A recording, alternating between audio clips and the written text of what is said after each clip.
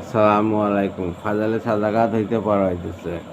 যেমন এমন কোনো ব্যক্তির আমানত যদি নিজের কাছে থাকে, যে আমানত রাখিবার সময় ইয়াও বলিয়া দিয়াছে যে যদি আপনার কোনো প্রয়োজন হয় তবে উহাকে নিজের সম্পদ মনে করিয়া খরচ করিবেন, অথবা তুমি তাহার আমানত কম বেশি ফেরত দিয়া দাও।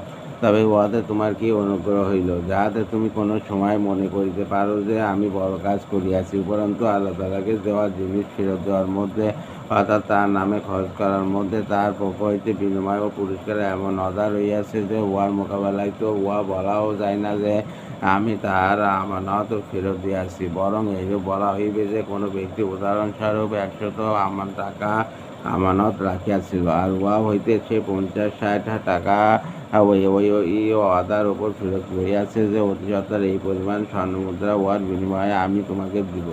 অর্থাৎ অথবা এইরূপ মনে করো যে 50 টাকা ফেরত লইয়াছে এবং 500 টাকার ব্যাংকে চেক কাটিয়া দেওয়া তোমাকে দিয়াছে। এমন অবস্থায় এই কথা বলে অহংকার করার সুযোগ কোথায় যে আমি আমানতদারকে কিছু ফেরত দিয়াছি।